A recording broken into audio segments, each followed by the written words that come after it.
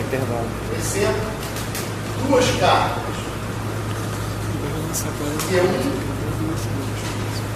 e Q2. Aqui está em R1 e R2.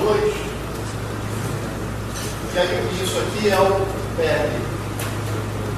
R21, que é por definição o R2 menos o R1. E aí eu pergunto, qual é a energia do par 2? Todo mundo sabe.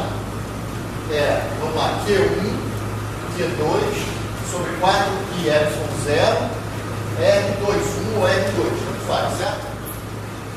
Agora, o que eu estou dizendo para vocês é que existe uma outra maneira de calcular isso daqui, que é olhando para o tanto de energia que está no campo. Em vez de pensar, voltar nossa atenção para as cartas, eu mostrei, na verdade, não pode se mostrar aqui, que você pode integrar aquele cara. Mas eu tenho que tirar a energia de cada carta. Então, o que vocês fazem? Vocês calculariam assim, o U, você teria o seguinte, meio de Y0, campo ao quadrado. Qual é o campo num ponto qualquer do espaço aqui? Pelo princípio da superposição, ele é o quê? Ele é o campo da primeira, deixa eu chamar de E1, mais o campo da segunda. Esse cara que está ao quadrado, tá bem? Integrado aqui em B3R. E agora você tem o seguinte, integral de meio de epsilon é 1 quadrado, B3R, mais integral de meio de epsilon, vamos pegar o E2 ao quadrado, B3R, que tem o quadrado do primeiro, quadrado do segundo, e 2 vezes o duplo produto. É um produto escalar, viu? Um vetor ao quadrado é N escalar N, tá bem? Mas como o produto escalar é comutativo, E1 escalar E2 é igual a E2 escalar E1. Então, vai ter mais um termo aqui, ó. 2 vezes que vai cancelar esse cara, E0 E1 escalar E2. B3R. Agora vamos olhar para isso que está aqui. Gente, isso é muito importante, não se preocupem com a conta, não. Vamos pegar a ideia, que essa ideia de subtrair infinitos é uma ideia chamada de renormalização, que está nas teorias mais modernas da física, que as teorias mais modernas das partículas elementares, volta e meia, quando você vai fazer uma conta, você se depara com infinitos, com quantidades divergentes. E você tem que aprender a lidar com essas quantidades. E subtrair infinitos é uma coisa importante você saber, sempre que você puder fazer isso. Aqui pode, porque o que importa não é quanto que você gastou para criar a carta de forma, e sim para trazê-la no infinito. Tem outras situações que são mais complicadas, mas essa ideia de subtração de infinitos a partir de uma redefinição do seu zero de energia, isso acontece com outras quantidades de física também, é o que está nas teorias mais modernas, teoria quântica dos campos que descreve as partículas elementares e as interações fundamentais da natureza. E aqui a gente está vendo um exemplo simples disso. Eu estou calculando a energia, integrando a densidade volular de energia. Está aqui, ó. Meio de Y0, campo ao quadrado. Aí eu só abri em 3 termos. O que seria isso? Isso aqui é um R, viu, gente? Não é R da textura. O que seria só esse termo aqui? Se eu escrevesse ele no quadro. O que seria isso para vocês? Seria só a energia para a carga Q1, sem ninguém mais no espaço. E se fizesse a conta, dá infinito. A gente fez cabeça aqui, né? Verso quadrado e tal. Esse cara sozinho. É energia só para criar a segunda. É infinito. Não importa que seja infinito. Mesmo que fosse finito esse valor, se eu tiver querendo calcular só o trabalho para trazer, esses 2 caras eu devo fazer o quê? Subtraí-los. O tal do U, 2 aqui, não leva em conta a energia para criar cada uma. Sendo finito, infinito isso, essa expressão é só o trabalho Então, essa expressão que está aqui, eu deveria fazer o quê? Eu deveria fazer o seguinte: U, esse U total que está aqui, menos meio de epsilon é 1 quadrado, D3 mais meio de epsilon é 2 quadrado, D3 fecha esse cara aqui. Essa subtração é que será o meu 1,2. E acreditem, quando você passa esse cara para lá, passa esse cara para lá, o seu lado esquerdo era uma quantidade infinita, mas que você subtraiu esses caras e a parte infinita, indesejável, cancelou. Sobrou só esse camarada daqui. E acreditem em mim, se vocês calcularem, é uma continha bem chata. Não tem física nenhuma. Se vocês calcularem essa integral com todo o espaço, ela dá exatamente essa expressão. Por que é chatinho esse problema? Pô, imagina só, o campo nesse ponto, quanto é? Traça aqui, é um carinha assim, mais um carinha assim. O campo nesse ponto é uma soma, pega esse campo, já é super chato para integrar, não tem simetria esférica, certo? Tem uma carga filtra aqui, multiplica pelo volume e integra o produto escalar desses campos. Entendeu? Mas se você fizer essa conta, ou jogar no programa qualquer, essa conta com as expressões do E1 e E2 dadas pela lei de Coulomb, com as cargas nessas posições, vai te cuspir como resultado exatamente isso aqui. Então esse é um exemplo maravilhoso em que a gente se depara com infinitos, interpreta os infinitos como as autoenergias divergentes para criar cargas multiformes, mas fala, o meu zero de energia já contém essas cargas, alguém já criou as cargas para mim, e esse é o meu zero de energia, elas estão infinitas. E aí eu trago as duas. Foi o cálculo que nós fizemos e deu isso. Então aqui, para sermos coerentes, nós devemos subtrair esses caras. Okay?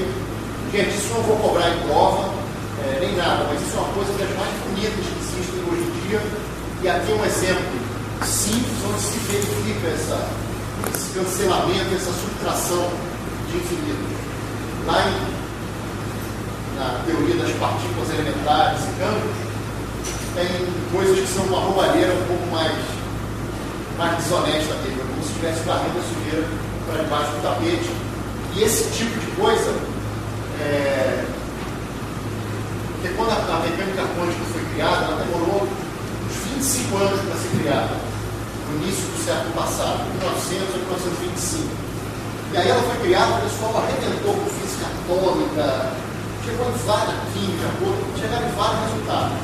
Só que quando eles queriam descrever processos entre partículas elementares, espalhamentos, e queriam seguir com teoria de perturbação de mais alta ordem, eles queriam resultados mais apurados, eles faziam a conta, e em vez de dar uma coisa cada vez menor, porque teoria de perturbação é assim, né? Você pega o termo, depois pega um menorzinho, tipo de expansões que eles fazem. Só que quando eles faziam a conta para melhorar o resultado, dava infinito. As melhores mentes, cara, os caras mais brilhantes do século passado ficaram 20 anos sem saber resolver esse problema dos infinitos que apareciam sempre que eles calculavam seções de choque de espalhamento. Caras que todos foram prêmio Nobel, todos não sabiam como resolver esse problema. Até que um cara teve uma ideia de fazer subtrações de infinito, renormalizando, redefinindo quantidades físicas. Aqui a gente fez um caso que todo mundo aceitou, porque é bem acertado. Energia não precisa do zero, só se eu quiser. Mas lá em física de partículas e campos, vocês têm que fazer coisas desse tipo com a massa das partículas, com a carga das partículas, com o próprio campo. Aparecem infinitos que vocês têm que ir subtraindo, redefinindo o que vocês chamam de massa física, carga física. Isso realmente demorou décadas para as pessoas entenderem. Quando entenderam, deu mais para o Nobel. Bom, pessoal, vamos voltar aqui para o fluxo. Que horas são?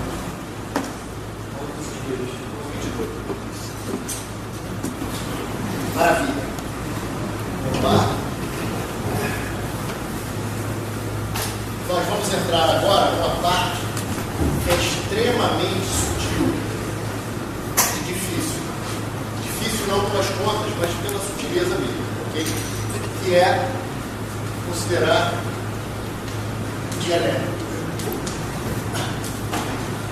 Bom, nós sabemos o que era um condutor, o que era um isolante, certo? O condutor, enquanto houvesse um campo complicado sobre ele, havia movimento de cargas, podia transferir cargas, indução por eletrização por indução, aquelas coisas todas. Já o isolante, quando você carregava, por exemplo, um bastão de vidro apertado, ele ficava carregado, mas as cargas ficavam localizadas, elas não estavam livres para percorrer todo aquele isolante. Okay? Bom, e a ideia, então, no entanto, na presença de campos, o isolante também deve sofrer alguma alteração. Tudo bem que as cargas nesse isolante não estão livres como os condutores, mas elas querem se mover. Aplica um campo nessa direção e nesse sentido, cargas positivas querem ir para lá, cargas negativas querem ir para cá.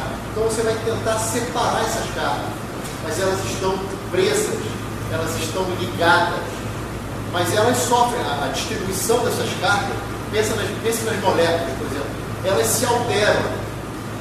Você pode até visualizar uma certa molécula que não tinha momento de dipolo, na presença de um campo, a nuvem negativa quer ir para um lado, o nuvem positivo quer ir para o outro, e você acaba polarizando aquela molécula, e um grupo de moléculas polarizadas vai ter um momento de dipolo, e por aí vai. Então, isolantes também vão sofrer alterações, embora não tenham cargas livres. Bom, o que acontece é o seguinte, só para ter um pequeno histórico, Cavendish, no século XVIII, na segunda metade do século XVIII, segunda metade do século XVIII, por volta de 1770 e poucos, não me lembro o ano, então eu vou botar. E o Faraday, independentemente, mas já no século XIX, escrevendo o Faraday da época de 1837, eles perceberam o seguinte: quando você inseria um isolante entre as placas do capacitor, então você tinha material isolante, não precisava ser totalmente, não, podia ser só parcialmente. Quando isso acontecia, a capacitância aumentava. Quando o preenchimento era parcial, ela aumentava, e quando o preenchimento era total, ela aumentava por um fator que só dependia do material utilizado, do material do isolante. Okay?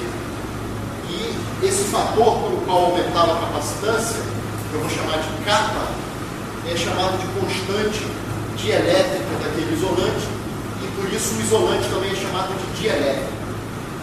Então, deixa eu escrever isso que eu falei aqui, e depois nós vamos tentar entender por que isso acontece. Mas basicamente é aquilo que eu estava falando. Aplica um campo, carga positiva sofre força, negativa também. Se puder caminhar livremente, vai caminhar livremente. Se não puder, vai se distorcer e as forças de ligação ali não vão deixá-las se moverem. Alguma coisa acontece. Então, esses dois caras perceberam que inserindo-se um isolante entre as placas de um capacitor,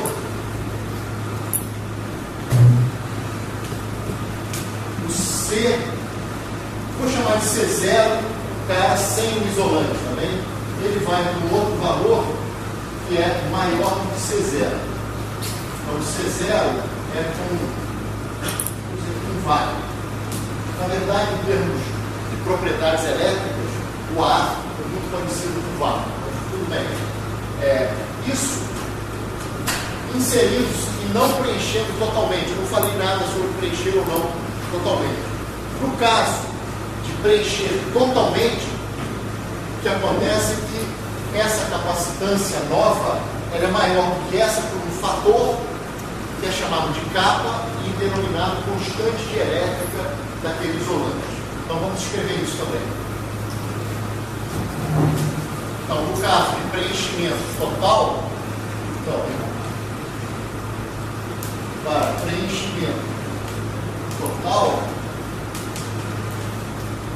temos que C é igual a capa C0. Esse capa é maior que 1. C. O igual a 1 seria o caso do vácuo, não preenchimento, tá certo? Esse cara é chamado de constante de elétrica do isolante. E por esse motivo, o isolante é chamado de elétrico. Chamado também de elétrico. Então, todo de elétrico tem a sua constante de elétrica. E essa constante de elétrica está sendo introduzida aqui para vocês como sendo a constante, o fator de aumento na capacitância do capacitor quando ele é totalmente preenchido por um certo isolante. Vidro, água. Bom, no livro vocês podem encontrar uma tabelinha com valores dessa constante capa, certo? Então, por exemplo, para 20 graus Celsius, capa da água é aproximadamente 80. Capa do ar é 1,0005, não sei o quê. É bem pequenininho. Capa do vidro está entre 4 e 10, depende do tipo de vidro. O cabo do papel está em torno de 3 ou 4. Então vocês estão vendo que a água ela tem um capa muito grande. Na verdade, a gente vai ganhando interpretação desse cara ao longo do curso, mas esse cara ser grande para a água significa que essa modificação na água é maior do que em vários outros materiais. Isso faz com que vocês podem até fazer essa experiência em casa. Abram uma torneira, deixem um filetezinho de água caindo, atritem um bastão, cheguem perto desse filete, vocês vão ver a água se desviar. Então, pelo motivo que você atrita e chega perto do papel, aquele campo elétrico criado pelas cargas que estão na ponta do bastão, eles vão polarizar, eles vão criar dipolinhos elétricos no pedacinho de papel. Como esse campo tem um dipolo na presença de um campo não uniforme, sofre força. A gente viu isso, certo? Só que na água esses caras são muito fortes.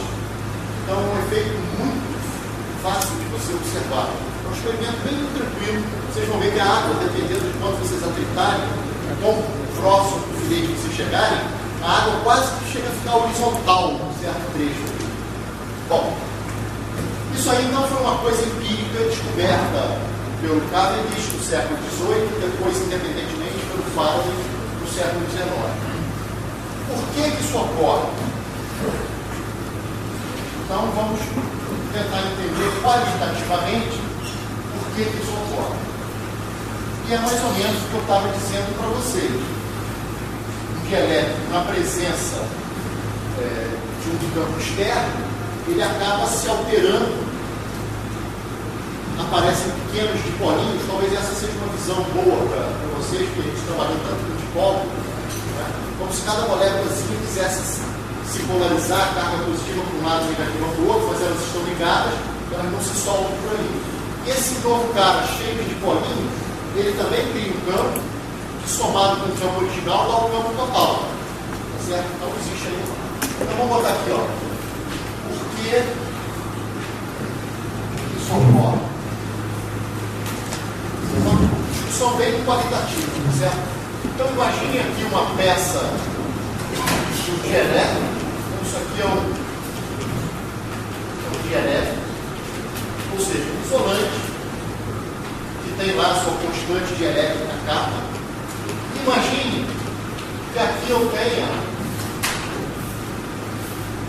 coloquei esse dielétrico na presença de um campo original. Existia um campo, poderia ser um campo uniforme, não é o caso, aqui que eu desenhei uma coisa genérica, mas poderia ser um campo uniforme existente entre as placas do capacitor plano, que eu inseri ali uma lâmina dielétrica, poderia ser uma esfera, um campo uniforme dentro das placas do capacitor, ou uma peça qualquer num campo meio doidão, gerado por cargas que não importa agora para mim. Então existia um campo. O que acontece é o seguinte: na presença desse campo, você vai ter alteração nas carguinhas, nas cargas do gato ali.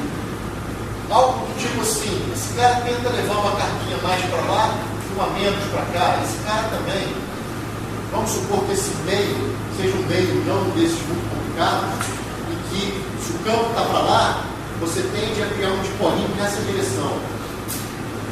Isso está associado com o fato de você ter isotropia, mas você pode ter coisas bem complicadas em que você aplica o campo para lá e o dipolo criado é um pouco torto, porque aquele meio é um meio anisotrópico, ele tem propriedades meio estranhas. Mas vamos imaginar uma situação simples em que, se o campo está para cá, você meio que polariza naquela direção. Então você tem coisas desse tipo acontecendo aqui. Ou seja, você tem o seguinte: se você pegar, eu vou exagerar aqui, mas se você pegar uma região pequenininha, tem aqui uma região bem pequena, infinitesimal, um volume infinitesimal. O que acontece se vocês imaginarem a superfície dessa pequena região? Quando vocês aplicam o campo nessa peça elétrica, houve distorções de carga, certo? Então, vocês concordam que tem carga entrando ou saindo por aqui, certo? Ele tem carga positiva querendo para um lado, negativa para o outro. Então, tem cargas que cruzam essa superfície quando a obra. Agora, dependendo do campo que foi aplicado aqui, dependendo do material, o tanto que entra pela superfície pode não ser contrabalançado pelo tanto que sai, concorda? Repetindo, imagine uma esfera neutra feita de um material isolante, dielétrico. Aí você coloca esse cara dentro de um campo, ele continua neutro, só que há uma redistribuição das cargas. E o que pode acontecer é que em cada regiãozinha aqui, no caso geral, estou falando, o que entra e o que sai através de uma região pequenininha, através da porta dessa região, pode dar uma coisa diferente de zero. Sei lá, o campo aqui era mais forte do que aqui, entrou mais gente do que saiu ali, e você tem então uma densidade ou uma área aqui dentro, concorda comigo? Quer dizer, a peça que estava neutra e que não tinha rolo nenhum, quando você coloca ela num campo que deforma, altera a distribuição de cargas ali dentro, essa alteração pode ser bem complicada, dependendo do campo que tinha originalmente. Ele poderia ser um campo bem complicado, muito mais intenso aqui do que aqui. Então, em princípio, pode ter uma alteração que faz com que aqui dentro tenha uma carga líquida diferente de zero, que deformou mais de um lado do que do outro. Agora, é claro que no total aquela peça continua neutra, certo? Então, em princípio, uma peça dielétrica na presença de um campo externo, ela tem a sua distribuição de cargas ali dentro alterada, de forma que pode, em geral, pode surgir um Rho, que eu vou chamar, cuidado agora, poderia chamar de Rho ligado, Rho presa ou Rho de polarização. São todos sinônimos. É uma densidade de cargas que não é carga livre, que nem a gente tinha no condutor, ou cargas soltas que estão no espaço que eu controlo, que eu coloco em cima do condutor ou não. São cargas que a gente vai chamar de cargas ligadas, porque elas estavam ligadas, ou presas, ou também, como os livros gostam, de carga de polarização. Por quê? Porque, na verdade, você vai acabar tendo dipolinhos formados ali. E um personagem que vai ser muito importante é a densidade volular de dipolos que foi criada quando essa peça elétrica entra num campo externo. Isso vai ser importante. Então, esse P é de polarização, ou poderia ser carga ligada ou presa. P de presa também, se quiser. Então, pode surgir um Rho, quer dizer, uma densidade volular, e também o quê? O sigma. Porque na superfície é mais fácil ainda de entender. Essa alteração de carga que vai para um lado e vem para o outro, na superfície não tem gente do lado de lá para compensar. Entendeu? Vou dar um exemplo bem simples aqui. Imagine, eu não tenho aqui, mas vocês podem imaginar duas folhas de papel. Vocês podem pegar, são aqui as minhas mãos. Imagine que você tem aqui uma distribuição contínua de carga positiva e negativa, de modo que uma sobre a outra dá uma distribuição nula de carga, certo? Agora você aplica um campo vertical para cima. A carga positiva, minha mão direita, tende a se deslocar um pouquinho para cima.